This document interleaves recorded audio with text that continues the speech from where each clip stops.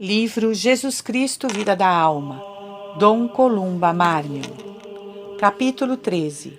Coaeride Christi. A herança celeste, termo final da nossa predestinação adotiva. Pai, eu glorifiquei-te na terra.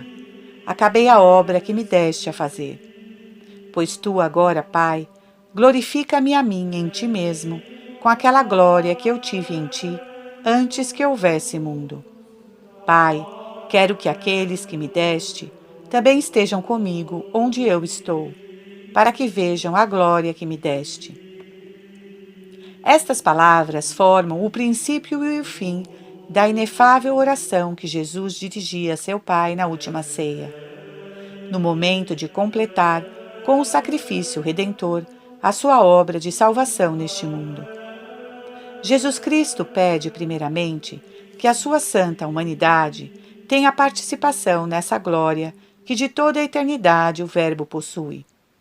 Depois, como Cristo jamais se separa do seu corpo místico, pede que os seus discípulos e aqueles que crerem nele sejam com ele associados a esta glória. Quer que estejamos onde ele está. E onde está ele? Na glória de Deus Pai.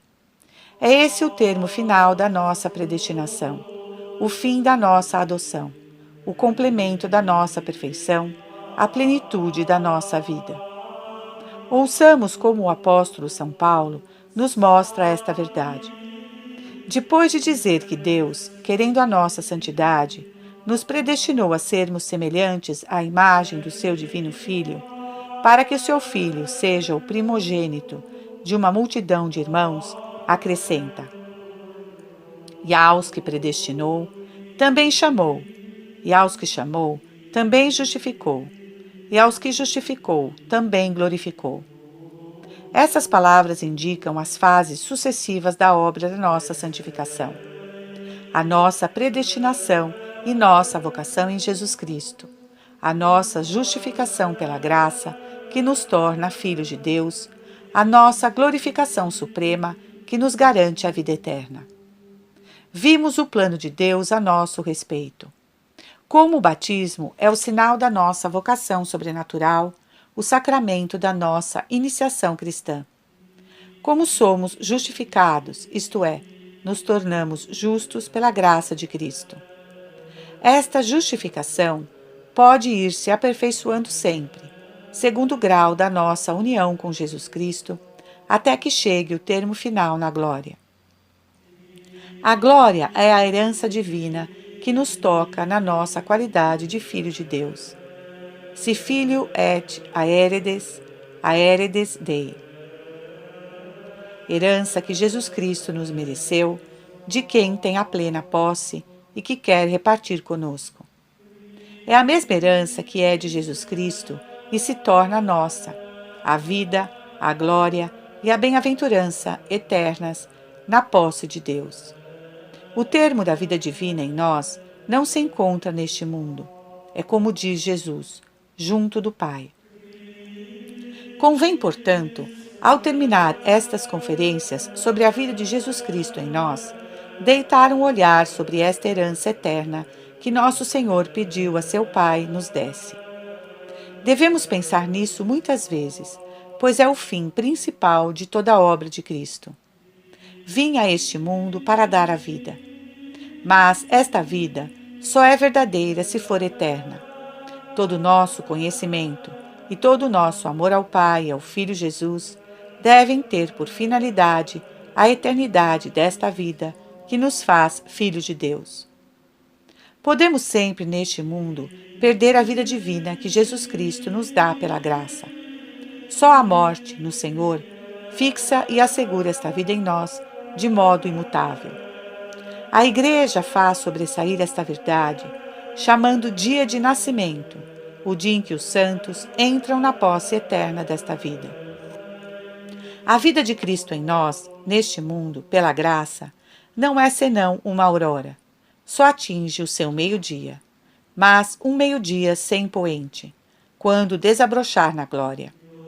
O batismo é a fonte de que jorra o rio divino, mas a foz desse rio, que faz exultar a cidade das almas, dá para o oceano da eternidade.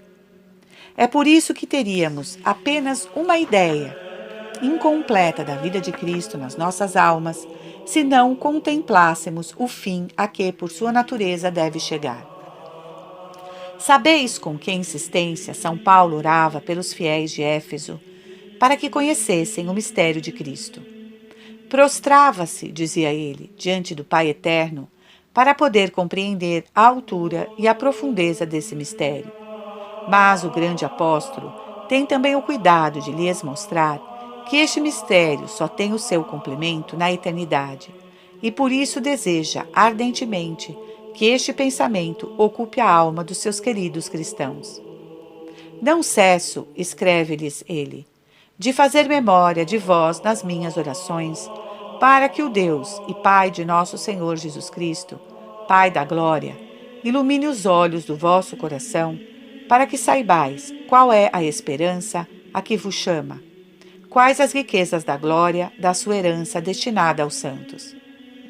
Vejamos, portanto, qual é esta esperança, quais são estas riquezas que São Paulo tanto desejava ver conhecidas. Mas não foi ele próprio a dizer que não podemos suspeitar o que Deus preparou para aqueles que o amam, pois nem os olhos o viram, nem os ouvidos ouviram, nem jamais subiu ao coração do homem? É verdade, tudo o que dissermos destas riquezas da glória da nossa herança ficará aquém da realidade. Ouçamos, no entanto, o que nos diz a revelação. Poderemos compreendê-lo se tivermos o Espírito de Jesus, porque, de São Paulo, no mesmo lugar, este Espírito penetra todas as coisas até as profundezas de Deus. E recebemos o batismo, o Espírito que vem de Deus, para conhecermos as maravilhas que Deus nos deu pela sua graça. Aurora da Glória. Ouçamos, portanto, a revelação, mas com a fé, não com os sentidos, pois tudo aqui é sobrenatural. Bem-aventurança eterna consiste na visão de Deus face a face, no amor imutável e na alegria perfeita. Falando das virtudes teologais que formam o cortejo da graça santificante e que são como que as fontes da atividade sobrenatural no Filho de Deus, São Paulo diz que, presentemente neste mundo, permanecem estas três virtudes, a fé, a esperança e a caridade. Mas acrescenta, a maior delas é a caridade. E qual a razão? Porque no termo celeste da nossa adoção, a fé em Deus dá lugar à visão de Deus. A esperança apaga-se na posse de Deus, mas o amor permanece e une-nos a Deus para sempre. Eis em que consiste a glorificação que nos espera e que será a nossa. Veremos a Deus, amaremos a Deus, gozaremos de Deus. Estes atos constituem a vida eterna, a participação certa e inteira da própria vida de Deus. Daí a bem-aventurança da alma, bem-aventurança em que o corpo deve tomar parte depois da ressurreição. No céu veremos a Deus. Ver a Deus como ele se vê é o primeiro elemento desta participação da natureza divina que constitui a vida bem-aventurada. É o primeiro ato vital na glória. Neste mundo, diz São Paulo, só conhecemos a Deus pela fé, de modo obscuro, mas então havemos de o ver face a face. Agora, diz, conhece-o imperfeitamente, mas então hei de conhecê-lo tão bem como eu mesmo sou conhecido dele. O que é realmente esta visão, não podemos agora saber, mas a alma será confirmada pela luz da glória, que não é senão a própria graça desabrochando no céu. Veremos a Deus com todas as suas perfeições, ou antes, veremos que todas as perfeições se reduzem a uma perfeição infinita, que é a divindade. Contemplaremos a vida íntima de Deus e entraremos, como diz São João, em sociedade com a santa e bem-aventurada Trindade, Pai, Filho e Espírito Santo. Contemplaremos a plenitude do ser, a plenitude de toda a verdade, de toda a santidade, de toda a beleza, de toda bondade. Contemplaremos, e para sempre, a humanidade do Verbo encarnado. Veremos Jesus Cristo, em quem o Pai pôs as suas infinitas complacências. Veremos aquele que quis fazer-se nosso irmão mais velho. Enfim, contemplaremos os traços divinos, agora gloriosos, daquele que nos livrou da morte pela sua paixão sanguinolenta, que nos fez viver esta vida imortal. É a ele que cantaremos o hino do reconhecimento. Fostes vós, Senhor, que nos remistes com o vosso sangue e que nos instalaste no vosso reino. A vós, honra e glória. Veremos a Virgem Maria, os coros dos anjos, toda essa multidão de bem-aventurados que São João declara sem conta e nos mostra em redor do trono de Deus. Esta visão de Deus, sem véu e sem treva, sem intermediário, é a nossa herança futura, é o fim da nossa adoção divina. A adoção dos filhos de Deus, diz São Tomás, faz-se por uma certa conformidade de semelhança com aquele que é seu filho por natureza. Isso realiza-se de duas maneiras. Neste mundo pela graça, per gratiam viae, o que é a semelhança imperfeita. No céu pela glória, per gloriam patriae, o que será a semelhança perfeita, segundo diz São João. Caríssimos, agora somos filhos de Deus, e ainda não se vê o que havemos de ser. Sabemos que quando aparecer Jesus Cristo na glória, seremos semelhantes a Ele, porquanto o veremos tal como é. Portanto, neste mundo, a nossa semelhança divina não está completa, mas no céu aparecerá na sua perfeição. Neste mundo, devemos trabalhar na claridade obscura da fé para nos tornarmos semelhantes a Deus, destruir o velho homem e deixar desabrochar o homem novo, criado à imagem de Jesus Cristo. Devemos renovar-nos, aperfeiçoar-nos sem cessar, a fim de nos aproximarmos do divino modelo. No céu, a nossa semelhança divina será completa. Veremos que somos realmente filhos de Deus. Mas essa visão não nos constituirá numa imobilidade de estátua que impedirá qualquer operação. A contemplação de Deus não será o aniquilamento da nossa atividade. A nossa alma, embora sem deixar um só instante de contemplar a divindade, conservará o livre exercício de todas as suas faculdades. Vede nosso Senhor Jesus Cristo. Quando estava na terra, a sua santa alma fruía constantemente da visão beatífica e, no entanto, a sua atividade humana não estava absorta por esta contínua contemplação. Ficava intacta, manifestando-se nas viagens apostólicas, nas pregações, nos milagres. A perfeição do céu não seria uma perfeição se tivesse de aniquilar a atividade dos bem-aventurados. Veremos a Deus. É tudo? Não. Ver a Deus é o primeiro elemento da vida eterna, a primeira fonte da bem-aventurança. Mas se a inteligência é divinamente saciada pela eterna verdade, não será necessário que a vontade também o seja pela infinita bondade? Amaremos a Deus. A caridade de São Paulo jamais acabará. Amaremos a Deus não com amor fraco, vacilante, tantas vezes contrariado pela criatura, exposto à ruína, mas com amor forte, puro, perfeito e eterno. Se neste vale de lágrimas, onde, para conservar em nós a vida de Cristo, devemos chorar e lutar, o amor em certas almas é já tão forte que lhes arranca gritos que nos comovem até as entranhas. Quem me separará do amor de Cristo?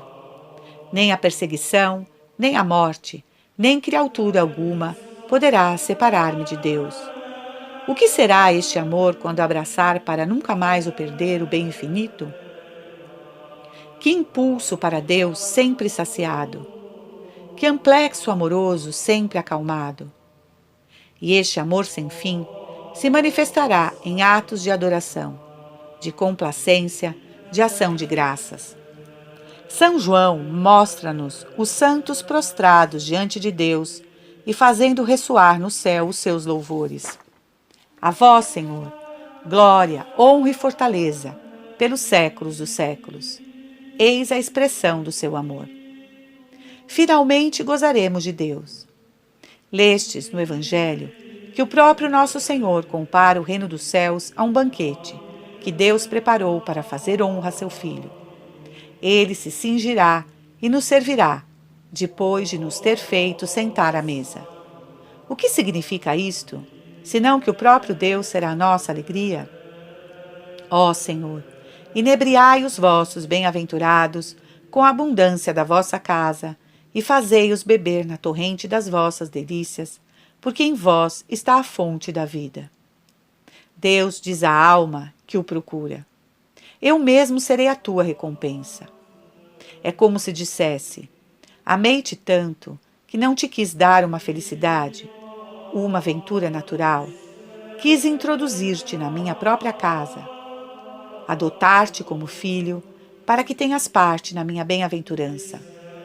Quero que vivas da minha própria vida, que a minha bem-aventurança se torne a tua. Neste mundo, dei-te o meu filho. Tendo-se tornado mortal pela sua humanidade, ele entregou-se para te merecer a graça de seres e permaneceres meu filho.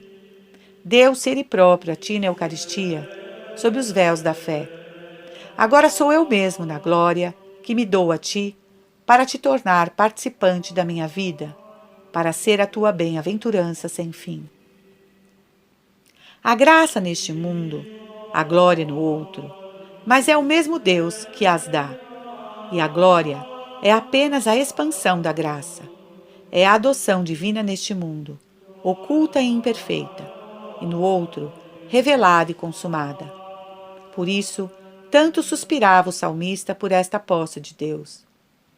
Assim a corça suspira pelas fontes das águas, assim a minha alma suspira por vós, ó meu Deus. A minha alma está a arder, em sede pelo Deus forte e vivo. Porque só ficarei satisfeito quando a vossa glória, cheia de delícias, me aparecer. Nosso Senhor, quando fala da bem-aventurança, nos ensina que Deus faz entrar o servo fiel no gozo do seu Senhor.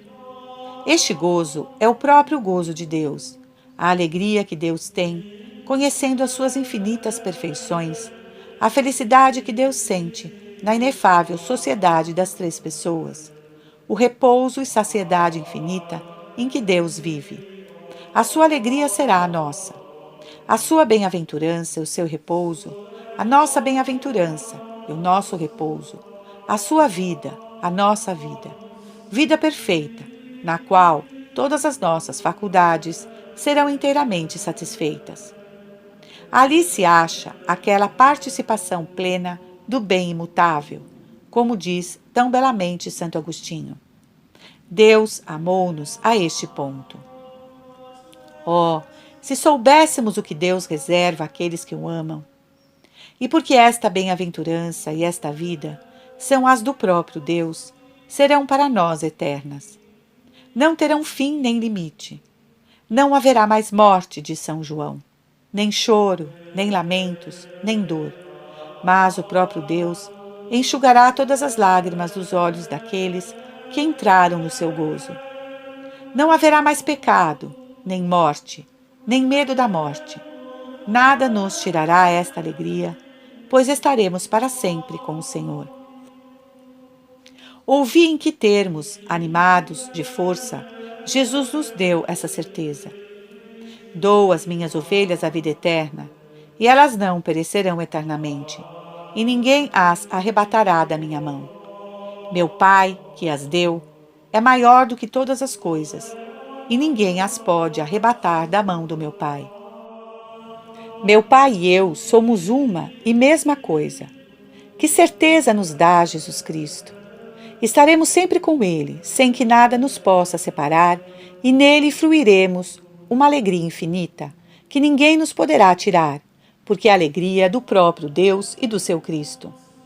Agora, dizia Jesus a seus discípulos, neste mundo estáis tristes, Mas eu hei de ver-vos de novo, e se alegrará o vosso coração, e a vossa alegria ninguém tirará. Digamos-lhe com a samaritana: Ó Senhor Jesus, Divino Mestre, Redentor das nossas almas, irmão mais velho, dai-nos desta água que nos saciará para sempre, que nos fará viver.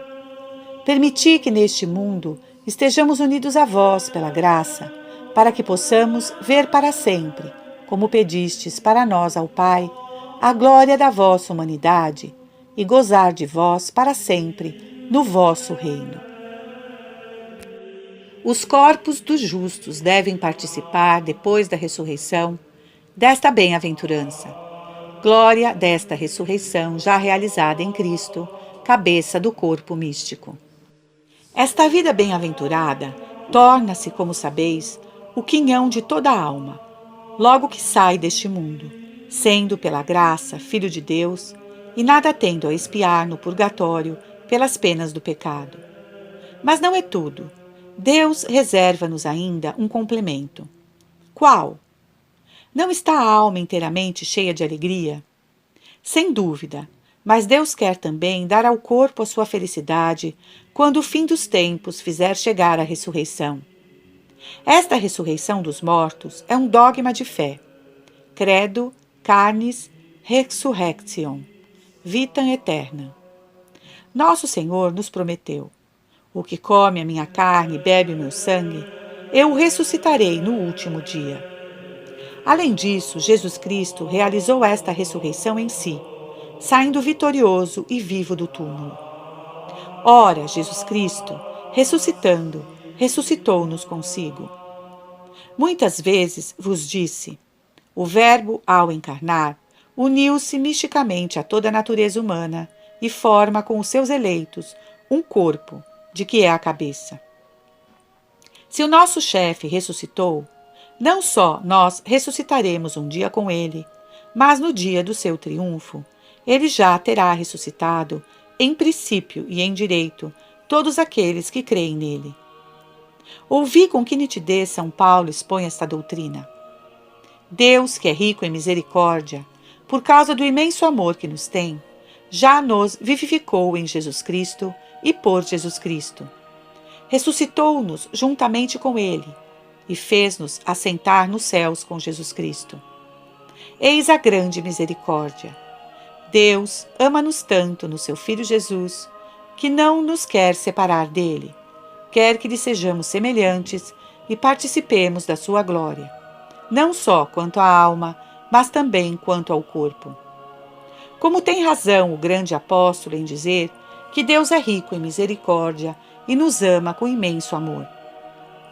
A Deus não basta fazer feliz a nossa alma com uma eterna aventura.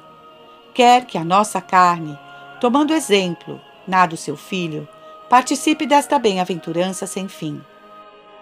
Quer orná-la com essas prerrogativas gloriosas de imortalidade, de agilidade, de espiritualidade, com que resplandecia a humanidade de Jesus ao sair do túmulo. Sim, há de chegar o dia em que todos nós ressuscitaremos, cada um na sua ordem. Jesus Cristo ressuscitou em primeiro lugar como chefe dos bem-aventurados e primícias de uma colheita. Em seguida, ressuscitarão todos aqueles que pertencem a Jesus Cristo pela graça. Assim como todos morreram em Adão, assim todos serão vivificados em Cristo. Depois será o fim, quando Jesus Cristo entregar a seu Pai esse reino adquirido com o seu sangue. Porque é preciso que Jesus Cristo reine até calcar aos pés todos os seus inimigos. O último inimigo a destruir será a morte. E logo que tudo for entregue a Jesus Cristo pelo Pai, então o próprio Filho, na sua humanidade, prestará homenagem àquele que lhe terá submetido todas as coisas, para que Deus seja tudo em todos. Jesus Cristo venceu a morte no dia da ressurreição. Ó morte, onde está a tua vitória? Ele vencerá nos seus eleitos na ressurreição final. Então a sua obra, como chefe e cabeça da Igreja, ficará concluída, de todo consumada. Jesus Cristo possuirá aquela Igreja que tanto amou, pela qual se entregou para que ela fosse gloriosa, sem ruga, sem mancha, mas pura e imaculada. O corpo místico terá chegado toda a idade completa de Cristo. Jesus Cristo apresentará então a seu Pai a multidão dos eleitos, de que é o irmão mais velho. Oh, que espetáculo glorioso será ver esse reino sujeito a Jesus, contemplar a obra do seu sangue e da sua graça, oferecida pelo próprio Cristo, Rei de glória, a seu Pai. Que felicidade inefável fazer parte dela ao mesmo tempo que a Virgem, os anjos, os escolhidos, as almas bem-aventuradas que conhecemos neste mundo, com as quais estávamos unidos pelos laços de sangue ou por uma santa afeição. Então Jesus poderá dizer com toda a verdade: ó Pai, terminei a obra que me deste a fazer. Será realizado então o desejo que o seu sagrado coração dava a conhecer na última ceia. Pai, eu vos rogo por aqueles que me destes, para que tenham em si a plenitude do meu gozo, para que onde eu estiver, eles também estejam e vejam a minha glória, e o amor com que me tendes amado esteja neles. Os desejos de Cristo ficarão realizados.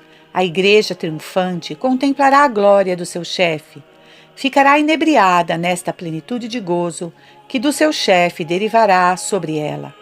A vida divina, eterna, transbordará em cada um de nós e reinaremos para sempre com Cristo. São João, no seu Apocalipse, descreveu um pouco a glória desse reino. Ouvi como que a voz de uma grande turba, e como o fragor de muitas águas, e como o estampido de grandes trovões, a qual dizia: Aleluia, reina o Senhor nosso Deus Todo-Poderoso. Alegremo-nos, exultemos e demos-lhe glória, porque são chegadas as bodas do Cordeiro, que é Cristo, e porque a sua esposa, que é a Igreja agora triunfante, está preparada, e foi-lhe permitido vestir-se do linho finíssimo, resplandecente e branco.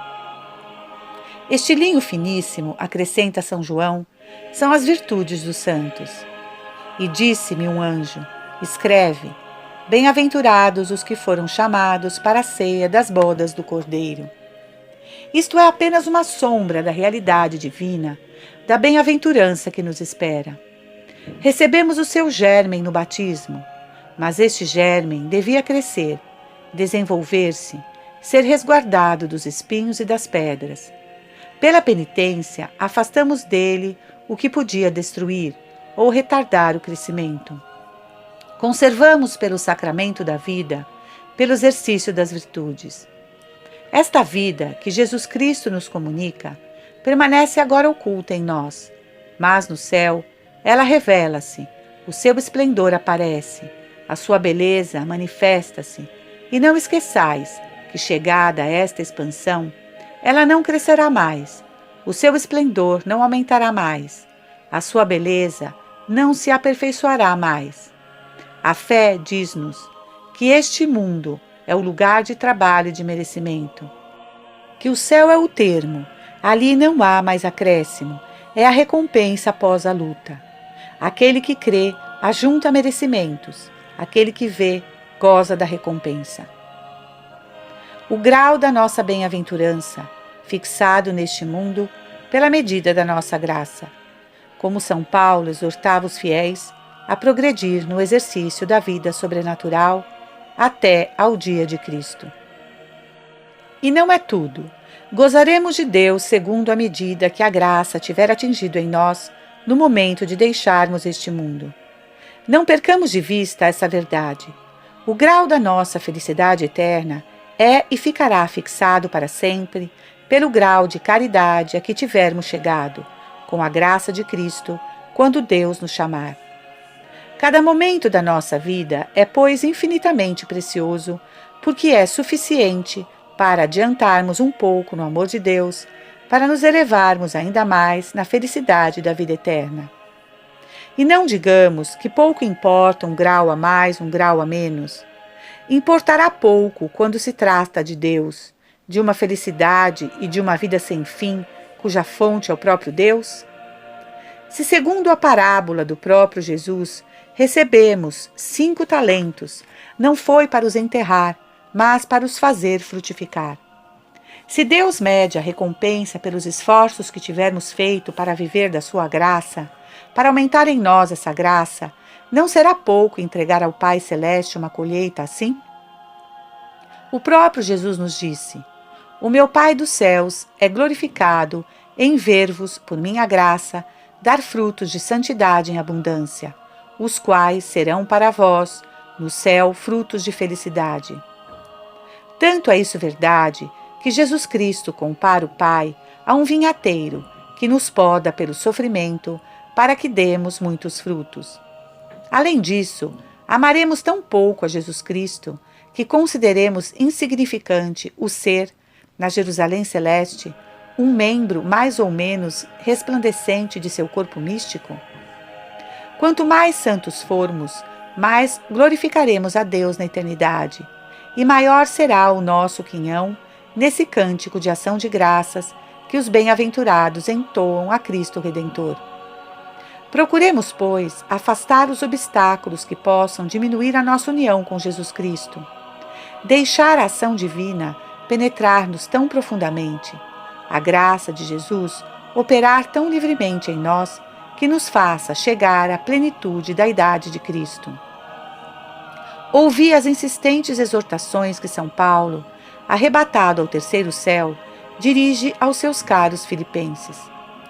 Quanto a vós, a quem amo com afeto, nas entranhas de Jesus Cristo, rogo-vos que a vossa caridade abunde cada vez mais, para que sejais puros e sem mancha até o dia de Cristo, cheios do fruto da justiça por Jesus Cristo, para a glória e louvor de Deus. E vede principalmente como ele próprio se mostra um admirável exemplo do cumprimento deste preceito. O grande apóstolo chegou ao fim da carreira. O cativeiro que sofre neste momento em Roma interrompeu o curso das numerosas viagens que fazia para espalhar a boa nova de Cristo. Chegou ao termo das suas lutas e dos seus trabalhos. Vive tão profundamente do mistério de Cristo que revelou a tantas almas que pode dizer a esses mesmos filipenses: Cristo é a minha vida, a morte é lucro para mim. No entanto, continua: se vivemos mais tempo neste mundo, devo retirar algum fruto, não sei o que escolher. Estou empenhado dos dois lados. Desejo morrer para viver para sempre com Cristo, o que é por certo muito melhor, mas é necessário que permaneça ainda na terra por vossa causa, para o aumento e alegria da vossa fé. O apóstolo lembra então como desprezou as vantagens do judaísmo para aderir unicamente a Jesus Cristo, em quem tudo achou, pois agora nada mais o pode separar de Cristo. E, no entanto, eis as palavras que escreve: não porque já tenha alcançado o prêmio, a coroa que se dá ao vencedor, ou que já seja perfeito.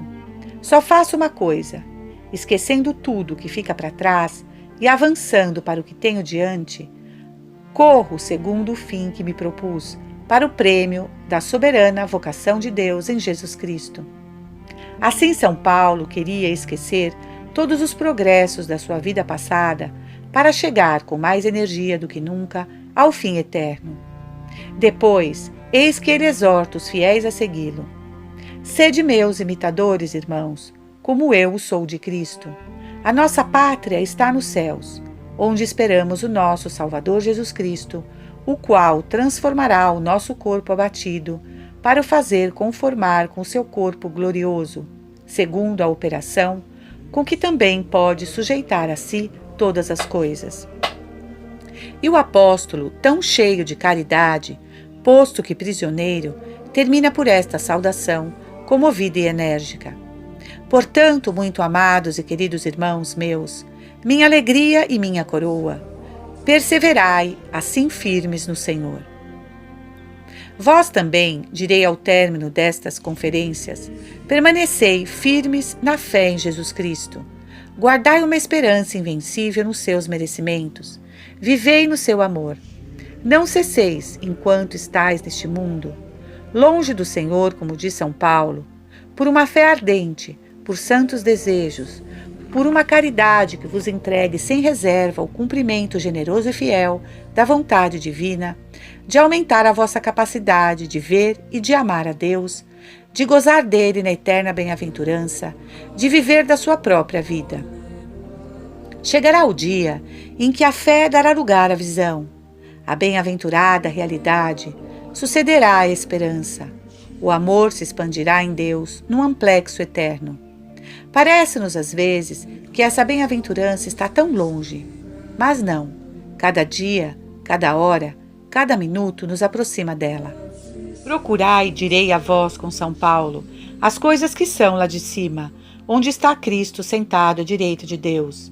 Dai a vossa afeição às coisas que são lá de cima, e não as da terra, como a fortuna, a honra, os prazeres, porque estáis mortos para o atrativo de todas as coisas que são passageiras. A vossa vida, a vossa verdadeira vida, a da graça, penhor de bem-aventurança eterna, está escondida com Cristo em Deus. Mas, quando Cristo, vosso chefe, vossa vida, aparecer, triunfante no último dia, também vós aparecereis com ele na glória, que gozareis com ele, porque sois seus membros. Portanto, que dor alguma, sofrimento algum vos abata, porque as tribulações tão curtas e tão ligeiras da vida presente produzem em nós um peso eterno de glória. Tentação alguma vos embarace, porque, se no tempo da provação fordes achados fiéis, hora virá em que recebereis a coroa que deve assinalar a vossa entrada na verdadeira vida prometida por Deus aos que amam. Nenhuma alegria insensata vos seduza, porque as coisas que se veem são passageiras, mas as que não se veem são eternas. O tempo é breve e o mundo passa. O que não passa é a palavra de Jesus Cristo. Essas palavras são para nós princípios de vida divina. Procurei mostrar-vos, ao decorrer destas conferências, que a vida divina em nós é apenas uma participação, pela graça, dessa plenitude de vida que está na humanidade de Jesus Cristo e que circula em cada uma das nossas almas para as tornar filhas de Deus. Aí está a fonte de nossa santidade, aí e em nenhuma outra parte. Essa santidade, já vos disse muitas vezes, mas quero repeti-lo ao terminar, é de ordem essencialmente sobrenatural. Só a acharemos na nossa união com Jesus Cristo. Todos os tesouros de graça e santidade que Deus destina às almas acham-se reunidos em Jesus Cristo, pois ele veio a este mundo unicamente para nos dar em abundância. O Pai Eterno deu-nos o seu Filho, para que seja a nossa redenção, a nossa sabedoria, a nossa santificação, a nossa justificação, a nossa vida. De sorte que, se nada podemos sem ele, nele nos tornamos ricos e nada nos falta. Estas riquezas são incompreensíveis, diz São Paulo, porque são divinas. Mas, se quisermos, elas serão nossas e delas nos apossaremos. Que é preciso para isso? Suprimir os obstáculos, o pecado, o apego ao pecado, a criatura e a nós mesmos, que podem embaraçar a ação de Jesus Cristo e do seu Espírito em nós.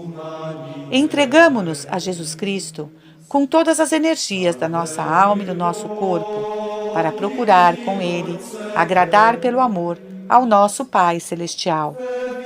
O nosso Pai dos céus reconhecerá então em nós os traços de seu Filho amado e, em atenção a Jesus Cristo, colocará em nós as suas complacências e nos cumulará de seus dons, enquanto não chega o dia, para sempre bendito, em que estaremos todos juntos para sempre com o Senhor Jesus Cristo, nossa vida.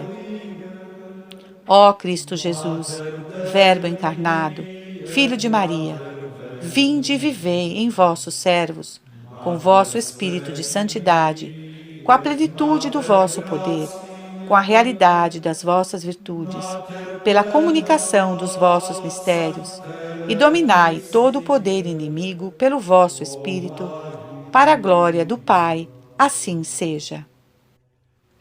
Salve Felix, Virgo